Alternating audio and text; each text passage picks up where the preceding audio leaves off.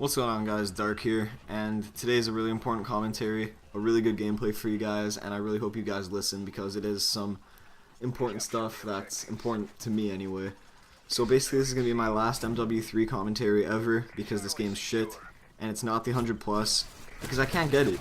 I'm sorry, I tried, I got to 91, Alex got to 93, I had a party of 9 and I still couldn't get it because there was always something just to drew me over. So I'm sorry I couldn't get it. I really tried. I know I promised, but it's just not fucking possible. Like, anybody who can get an 100 plus solo has my respect. I'm gonna look up right now on YouTube most kills in MW3 solo and see what it is. 126 kills. Respect to him because he did that solo. That's ridiculous. I can't get 100 kills solo ever. The most I've gotten is 91.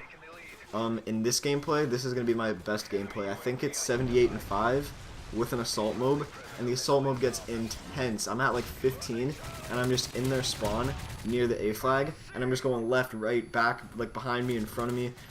I had no clue who to shoot at. I couldn't prioritize anything. Alex was sitting next to me, and there really wasn't anything I could do that would be considered playing smart. So basically, at like 23, I didn't know I was at 23. But I had hardline on, so I was obviously one off. I was like, fuck it, let's just hope I'm one off, and I'm gonna go jump out, get one kill, and then I'm gonna die.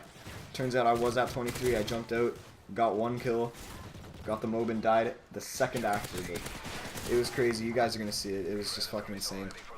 So, this is the closure commentary, and I will express my final thoughts on MW3. We'll start off with the good things about it. 0, so we're done there. No good things about it, that's for sure. The bad things about it, like, I was playing MW2 a lot recently, and that game was frustrating because of noob tubes, but that was more because of, like, it's a bad game because noob tubes are in the game, but people are bad people because they use noob tubes. Anybody who uses noob tubes is a bad person, and if I saw them in real life, I'd kick them in the face. Like God wouldn't be upset at me because he understands that if you noob tube, you deserve to get a foot in your neck. You deserve to be punched in the face. Like, the only time I noob tube is on Karachi. I will shoot one straight up in the air so it lands on C flag and I can get like 7 kills in one. Or on Scrapyard, I'll like fire one across the map at the start of the game and get like 5 kills. Same with like Wasteland. What other maps have spawn tubes? Subbase kind of, like, just like spawn tubes, Afghan, like, that's not really gay because, like, that's easily avoidable and that's to be expected. It's to be expected every time you play Karachi, if you're on C-side, that you will get noob tubed if you don't capture C and leave as fast as you can. Anybody in the vicinity of the C flag is going to get raped on Karachi every single time. Every single time there's going to be one guy, at least one guy, who's firing a noob tube across the map, and it's not really hard. You just have to fire it up in the air and line it up with C flag. It's easy. But with MW3, oh my god, there's just nothing good about it. Like, if I use the MP7 and I outgun a guy who's using the PM9 one off a mob, he's going to be upset because I was using an MP7. That doesn't make me a bad person. The game is bad because it made guns so unbalanced. It's not overpowered to the point where it makes me unfair. It's overpowered to the point where it can frustrate everybody who's not using the MP7. Same with the ACR. With sniping, if I get 3 in the sidebar and I'm going for the quad feed and I get a hit marker, that's not because the person is a bad person. It's because the game sucks dick and there's hit markers with 50 caliber snipers. I had this argument with my brother. I was like, there should never be hit markers with snipers ever.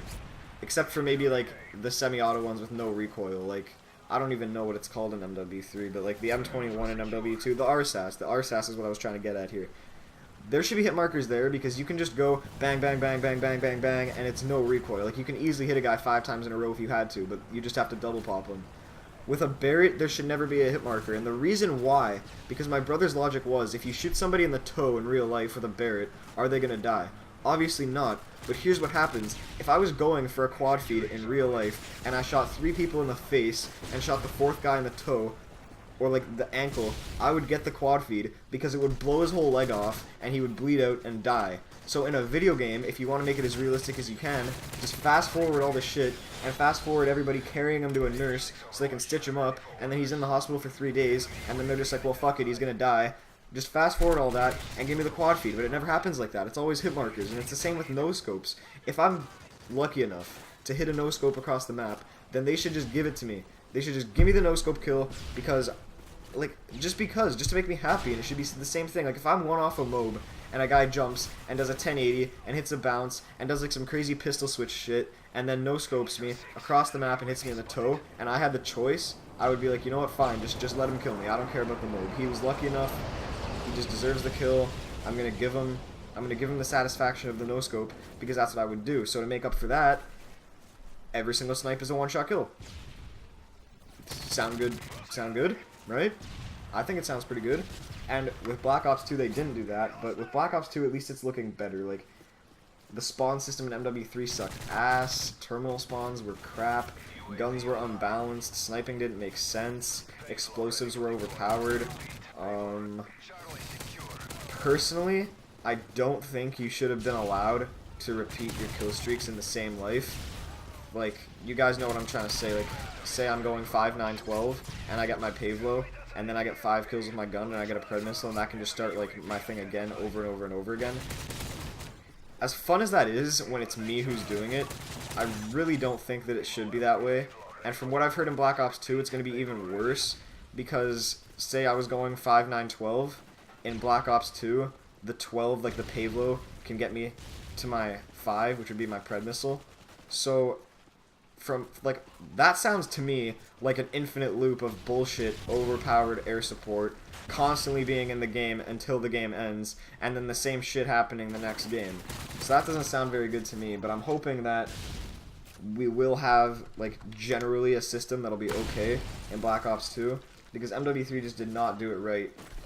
And the worst thing about MW3 was ballistic vests, because I'm not trying to hate on Enviness here, because I did the same thing with 8 people running vests, but there's nothing impressive about 8 people running vests for you and you getting a gameplay. Like, I do have slightly more respect for him now, because I've tried doing it myself, and with, like, 8 support runners, it's really, it's not as easy as it looks. Like, it doesn't even help you that much, but honestly, ballistic vests were just so overpowered. Every time you're in a gunfight, if he has a ballistic vest, you might take the vest off of him, but you'll never kill him. Nobody ever outguns me if I have a vest. Barely anybody outguns me anyway, but if I have a vest on, the first guy I see is dead, no matter what. But it doesn't even help me that much, because in the end, I'm going to get in a gunfight with one guy, and then I'm going to win because I have a vest, but in that gunfight, he's going to shoot me enough times to take off my vest, and then the second guy is going to outgun me. So it's a lose-lose for everybody, because the guy who was one off a Moab and tried to outgun me, and may have clearly outplayed me and deserved it, just died because I had a vest, which is overpowered, and then me, who's trying to get on 100 plus, I'm just going to get my vest taken off, and then it's going to be fair, and then I'm going to get outgunned, and then it's going to be frustrating for me, and then both of us are just going to be 2 pissed off people when it could have easily been fixed by having no ballistic vests. If there was no ballistic vests, then he would have gotten his Moab, and then he would have been happy. And I mean, I would have been frustrated because he outgunned me, but at least one person would have been happy. And in that situation for me, if I was one off a Moab and I was outgunning somebody, and they had a vest, that would frustrate me, but if the vests didn't exist, then I would be happy and I would have a Moab, and 50% of the people who are playing this game would be happy, and they would have more Moabs, and everybody would be having a good time, and nobody would think that this game is shit. Thank you. That's all I have to say. Like, I'm not even gonna get into the other things because there's so much shit wrong with this game. It's not even funny. I think I speak for everyone when I say support was the worst thing that could have ever happened. Like, EMPs are ridiculously overpowered. Like, I didn't even notice it in MW2 because they happened so, like, they barely ever happened, so it wasn't really something that mattered that much.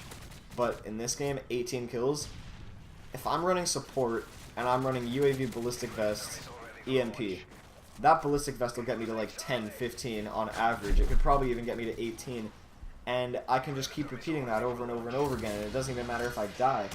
So I can drop like 3 EMPs every single game, and when you're doing that on top of other people running EMPs, and it's not even just EMPs, like if you're running EMP, chances are you're running Stealth Bomber EMP, and those keep repeating, so there's 3 EMPs, 3 Stealth Bombers per game, on one person only. So say there's 9 people all doing that, 9 times 3, 27 Stealth Bombers, 27 EMPs, EMP'd the whole game, Stealth Bombers raping you for the whole game. Like, who does that help? And it's not even like EMPs are good for your team because it always flashes your screen for a second. And stealth bombers aren't good for your team because it always rumbles your screen for like 5 seconds. It's ridiculous. So my final thoughts on MW3 is it's the worst game I've ever played in my life. Worst Call of Duty, undoubtedly. And Black Ops 2 is looking pretty good. It's looking like it's going to have some flaws, but I think going from MW3, it really can't get any worse, to be completely honest. And if Alex didn't tell you this, what he did, he took the disc and hung it on his wall. And the disc will forever be taped to his wall in memory of how shit it is. So if we ever get frustrated at Black Ops 2, we can just look at that and be like, wow, at least we don't have to hang this game on the wall.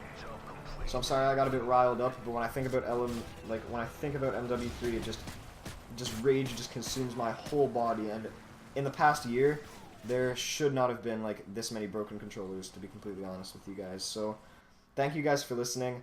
I don't want to sound cheesy, but it's been a year of YouTubing, 320 subs. Honestly, some people might make fun of me for that, but I think it's great. I have 320 people who can look forward to my videos, and you guys can look forward to another year of Black Ops 2 and another year of us being more active this year. So thanks for everything. I'll see you guys next year. I'm out.